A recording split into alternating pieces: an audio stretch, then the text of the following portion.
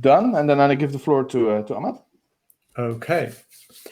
So hello, everyone. This session is about expanding the data visualization capabilities of Google Data Studio. And I'm using Data Studio actually as a presentation tool. Scary, but I decided to do it live. So just bear with me if something doesn't go as planned. This is my presentation right now. As you can see, is actually within the Data Studio. It's a Data Studio dashboard that I created and I'm using as this presentation. Everything is built within Data Studio. There's no embeds, and I assume that you already know a little bit about Data Studio. So this is not talking about the tool itself, but it's a little bit intermediate. Now, if you can see this is something that we usually cannot do in Data Studio, right? We cannot animate text. We cannot use custom fonts in Data Studio, but we are going to see how it is possible. So let me begin. This is me. I'm Ahmad Kanani. I'm the founder and head of analytics at CIOAC. I live in Budapest, Hungary, and my company is based in here. We do a lot of work with reporting and Data Studio. And that's why I create some of the resources, and with the help of my team, we create tools, community components, or templates to help our job easier with Data Studio reporting for our clients. But first thing first, let's take a look at what we want to cover in this session. So the Data Studio's expandability features, so it's a product from Google, but there are features that has been added to Data Studio that makes it expandable, allows people to add functionalities and capabilities to Data Studio. Two of those are community connectors and community visualizations. We're going to talk about them a little bit. And then we're going to see a few examples of the community visualizations that we have built in CIOAC to help us with our day-to-day tasks and reporting in Data Studio. And we learned that we built those the hard way, but then I'm going to show you how you can create your own custom visualizations in a specific way, only using HTML and CSS, the easy way, not the hard way that we did. Okay, let me continue to the next slide. So what is Data Studio? I just go over this quickly. It's a free data visualization tool, as you know that. It is easy to use and learn. It takes just a few days for people to, jump start and, start to use Data Studio. But, it would take much more than that to master the tool. But, learning it easier than the rest of the data visualization tool that I have seen. It helps you connect to different tools, visualize that data from those different tools, and then share it with others. It's growing in popularity at a fast pace. So it is being used by more and more marketers and data analysts because of the features that are being added every few weeks, sometimes every week. So it's a product that is heavily being developed by Google, and they're adding features more frequently. And finally, expandability by the community. So community, us, developers, people who use Data Studio, they have ways of adding to the functionalities, and we want to explore them. So first, take a look at Data Studio and what it does. It connects to data, right? And then helps us visualize that data. Extract data from Google Analytics and helps us visualize that data in a table, in a trend line, in a bar chart, etc. So these are the two main functionalities. Now, for connecting to data, there are built-in data connectors. Most of you already know that. In Data Studio, these are free, built-in standard data connectors provided by Google. They have been there forever. You could directly connect to Google Analytics, Google Ads, BigQuery, Google Sheets. It's easy. It just takes a couple of clicks to connect to any of those tools in Google platforms and start visualizing data within those tools. Here I'm actually demonstrating one of these features. So if I change the date range, Data Studio will extract data from Google Analytics and from Google Ads and will show them most fresh data based on that date range on this report. But what if someone wants to connect to another tool that is not supported by the built-in data connector? What if someone wants to bring data from Facebook ads, from Bing ads, from their own CRM, from another tool. First of all, it wasn't possible at the beginning, but until the time that Data Studio actually announced the feature that right now people can create community connectors for Data Studio, third-party connectors, right? And it's quite easy, and it expanded the number of tools and the CRMs and the data sets and the places that Data Studio could extract data and visualize to a really large degree. Because anyone, if they know Google Apps Script and if they know how to work with the tools API and the data is available over the internet, it's quite easy and straightforward to write a new connector for Data Studio to connect to and extract data from that tool. And the circle is so large because people have started using this feature really soon. So it was something that was really popular with the community. This is the list of all the community connectors that I could take a screenshot from at the moment that I was creating this presentation. It might have changed right now, right? Anyone that has a tool can create a community connector and can submit that to Google Data Studio to be listed. And also you can have community connectors for yourself not listed. So the list is actually much, much larger than this. But now let's take a look at visualizations. Just like connectors, we have visualizations built in Data Studio. And these visualizations, we have like several of them, like less than 20, I would say. We have bar charts, we have tables, pivot tables, map. Google Map is a recent addition, like last year it was added. Previously to that, we only had a simpler map, trend line, area charts, pie charts, etc. But what if, now again, what if we want to visualize data in another way, just like we wanted to bring data from another place, right? So this is a more recent feature from Data Studio. So last year, I believe it was last year, and I cannot trust my memory, but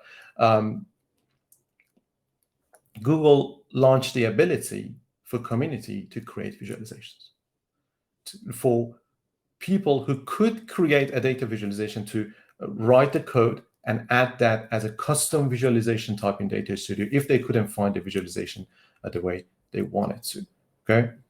Now, here, if we look at the how many community connectors we have and how many built-in connectors that we have, and we want to compare it with how many community visualizations do we have compared to built-in visualizations, it is so small, right? I believe it's not more than 30 community visualizations right now published in Data Studio.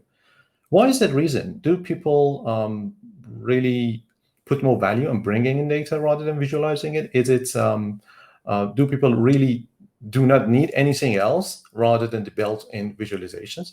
So one of the reasons that actually I believe is one of the most prominent reasons for this is that it is really hard. It's much harder to create a community visualization than to create a community connector.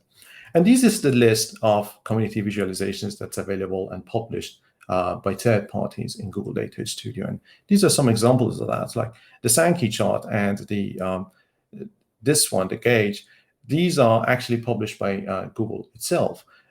Also, the heat map. This is this has been created by a third party. I cannot remember the name. I forgot to put credits. Also, the funnel, but they are not that much.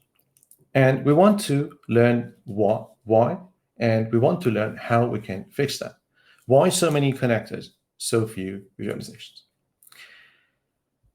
First of all, someone who wants to create a community visualization should know JavaScript at an advanced level. So even basics of JavaScript is not enough. You should know it at a really advanced level. You should know how to work with data visualization libraries or create one from scratch. And with data vis libraries, I'm talking about D3.js, C3.js, and the rest of the libraries that that are basically based on JavaScript, but make it a little bit easier to work with data. You need to know Google Cloud SDK. You need to know how to set up and configure NPM, and you also need to know how to create a place locally on your system to develop the community visualization. And Thomas says that the reason is you cannot monetize visualization. That might be another reason, but because I didn't try to monetize them, then this is what I figured out might be the reason.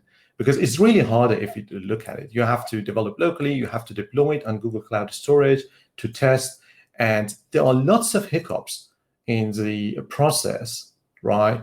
And that you also need to know some magic tricks, right? I have a developer, he's so advanced in front end and back end, and it's really hard. It was really harder for us at the beginning to develop community visualizations, right? Rather than community connectors. With the same resources, we were able to create a community connector in a day, but a community visualization, it took us weeks, right? So these are the people. This is the pool of people that, if we just want to look at the skill set and not think about monetization, these are the pool of people that can actually do that. There are not so many people that can actually do this. But we had some issues. We had some needs. So we tried to fix some of these by creating some really simple community visualizations and components for ourselves in our team. The first thing we tried was Google Fonts. So we wanted to have access to more fonts to use as titles because we wanted our reports to be on brand with the client's brand. We wanted to use their fonts in our report. And the selection of fonts was not so much the OS in Data Studio. So we created that. Basically, the only thing it allows you to do is to put a title on a Data Studio report and apply any font, any Google font that you want to it. And it took us like more than 8 hours, right? Not over a few days to create something as simple. Then we created conditional content.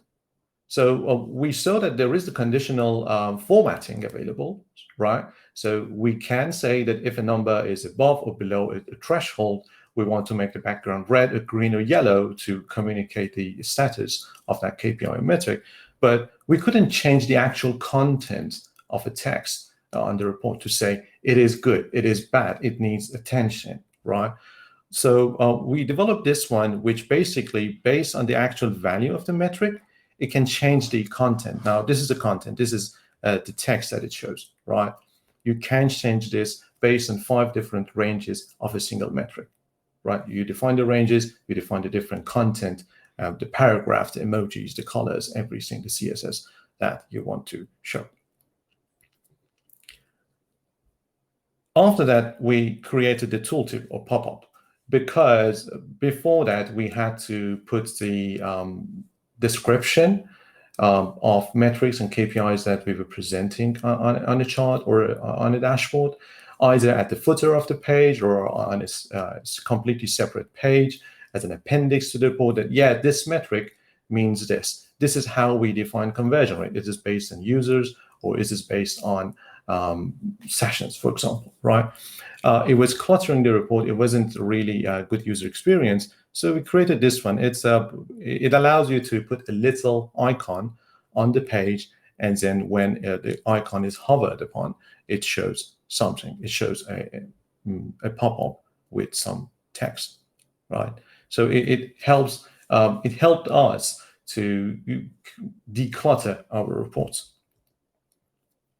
And the funnel, which we developed locally, we're using it for some of our clients. I didn't really publish it anywhere, but we're using it, and it allows applying different metrics, and it actually calculates the percentages between those metrics and between each metric and the first one. So the drop-off between the steps and towards the absolute drop-off or conversion rate towards the first step of the funnel. But again, it was hard. it was a hard experience, and it took us so long, and there was lots of frictions in the process. So we were thinking, can we make it a little bit easier, right? Can we create a tool or something that help us develop community visualizations quicker, or custom components, small ones, really simple ones like this, which help us have a better user experience in our report? Can we do that? Can we develop some platform or framework locally, internally, that helps us not waste that much time each time that we want to create something? And that's why we created it, and later we gave it a name, the Template, TAMPLR, like Temple R. And it's basically a community component, which when added to a report allows anyone to create another community component within that, just using HTML and CSS. We're trying hard to add JavaScript as well, but because of the Data Studio's restrictions, it is not as straightforward, but we're trying hard to add reasonable functionalities for adding dynamic scripting in that. And I will show you how it works and what are the capabilities of this. And think about it. If, to my understanding, if this is the pool of people who know everything that is required to make a community visualization right now with Google SDK and NPM and advanced JavaScript and front-end skills, this, or maybe even larger than that, is the pool of people who know HTML, CSS, and JavaScript. So it should be easier, and it should kind of democratize and make creating simple components, at least, much more available and easier for the general public. So from now on, I'm going to demonstrate how to recreate the same component that we created the hard way. Then we figure out how easy it is to recreate them using template. The Google font, the first one that we created, we just wanted to be able to load a custom font on a Google Data Studio report as a title, right? So if you look at this is the code that we need to give to the template as the community component itself to make it possible to create each of these. The HTML would be just loading the Google font, and then a paragraph tag with a class of gfont, and then in CSS we can define the font. That's it, like a few lines of code. Took us 5 minutes instead of around 8 hours that originally took us to create it using Google Cloud SDK. And it's much more flexible too, right? Secondly, we tried to do the same with the conditional content component. Conditional content component was harder to create in the first place. But now with template, we could actually do it with like, how many? 7 lines of code of templates and HTML, CSS together, and some lines of CSS. So basically, if you look at this in 5 minutes, we can say that with data that Data Studio is giving to you, the components can run the metric through an if loop and say, if this is greater than 40,000, then apply this class, which with CSS would make the color red, and then the text can change as well. So right now, if I click on mobile, this one changes because the range changes and the actual rendering of the component changes. And this is basically it. We can write HTML, we can style it with CSS, and the data that Data Studio gives to that community visualization can be accessed with a simple templating syntax. It's actually Handlebars.js. It's something that it's a popular templating syntax, just like Shopify's Liquid. And I have documentation for what is the syntax of Handlebars and what are the helpers that can be used to access different values. Again, the tooltip and pop-up like this, it is quite easy. Again, some lines of HTML and some more CSS. Again, within 10 minutes, we were able to create that. It was a record time. a simple table with even custom fonts in it. And later, we actually were able to add kind of tooltips to each of these metrics as well. So when you hover, we actually have that ready. I don't have it in the presentation, but it's possible to add a title to these, right? If you hover, it can say it is good, it is bad, or just it is critical. Just you can leave it alone. Someone needs to get fired, something like that. You know, it can communicate context based on the range of the metric if needed. And this is the code for the table, and this is the CSS. So on and so forth. Like this one again, a kind of a scrollable card based on the table. So this is Data Studio rendering a simple table. Now with template, we could easily render it as different cards, which can be responsive, cannot be responsive, depends on the CSS that you're able to write to apply it to that table, right? So that's basically it. If we have time, then I can show a 2 minutes demo on how it works in real time. So how we can add it to Data Studio report, or how we can code and see the result in real time.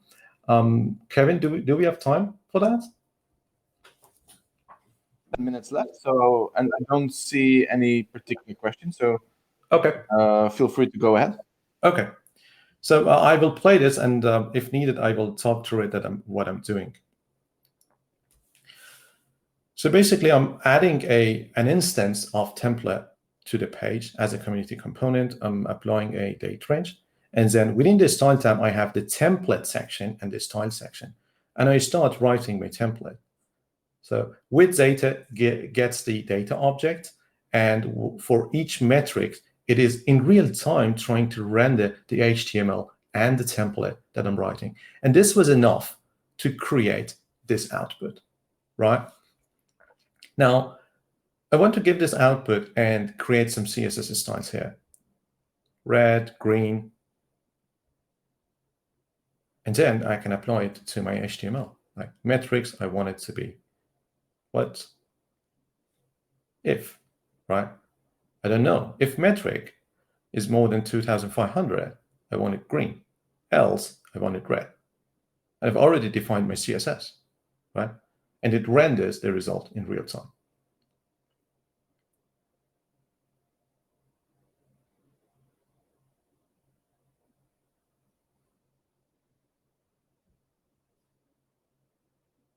Now here, I'm going to actually apply a custom Google font. You just go to Google Font, grab the link, add it here, and then apply the gfont class, CSS class, to the whole HTML that I have. And then I will add the CSS, one line of CSS at the bottom of my style sheet, and everything changes, right? Everything is now using a custom Google font. And this is the title. This is how we can add conditional titles to our HTML as well, right? It is green, and it says we love more than 2,500 users. Or it is red, and it says we don't like less than 1,000 users, right? So this is a basic demonstration of template and what it can do. It is a kind of system. It's a framework. So it is not that I know whatever is possible, right? Handlebars is a really powerful templating syntax in JavaScript, and it has many functionalities. Template is basically a framework. It only allows you to write HTML, style it with CSS, and access whatever data point Data Studio gives to that community visualization with the templating syntax. So basically, the sky is the limit. Whatever you can do with HTML, CSS, and templating, you can use to create your own components and visualizations. Again, I know that JavaScript is a major part in creating visualizations, and we are trying to find a way of adding the functionality of some dynamic scripting in template. But until then, you can go to template.pro and you can access the template visualization. That was it. Any questions, I would be happy to answer. Thank you, Ahmad. I think this was super useful, super nice. Well done. There was one question in the Q&A from Thomas Langnau. Is it possible with more than one metric or more than one dimension? Yes. So just like any other community visualizations, you can apply as many dimensions and as many metrics. Data Studio actually gives data to the community visualization through a data model. There is a checkbox in the template. So when you go to the Style tab, you can click that checkbox to actually view the data model instead of the output of the visualization, to make yourself familiar with where are the dimensions, how the data and the schema. It's in JSON format, I believe. I'm not a developer, but you can see that. And then looking at that data model, how your metrics and dimensions are being provided by Data Studio, you can use the templating syntax, and it's a dot notation, kind of, like the object notation. You can access different dimensions, different metrics, or loop through them. Cool. One more question. Any chance you could share the dashboard presentation so we can see how you did it? This one is just a presentation, but if you go to Templar.pro, there is a demo link at the top, which actually gives you access to each of these demos in its own Data Studio report. So you can access them directly from there. Perfect. And then one last, I think, final question for now. Have your clients managed to include a report produced in Data Studio to monitor it daily as in their routine? To monitor what exactly? I don't understand the question. George, can you help? The Data Studio. I'm not sure if I understand quite well what you mean. I cannot. Let me try to find a Q&A section. So, Joe, have your clients managed to include a report produced in Data Studio to monitor it daily as in their routine? Yes. Yes, of course. They have report that monitor weekly. They have report that monitor daily. It depends on the function in the organization, how critical it is, how tactical it is. They have reports that they just get emailed to them on a monthly basis because it's so general. But they have technical reports for the teams that are running ads that they look, I guess, many times per day, not just daily. Okay, cool. I think that was it, Ahmad, in terms of questions. So again, thank you. Very nice. And for everyone else, there's now 5 minutes until the last and final session of the day. Thank you very much. Thank you, everyone.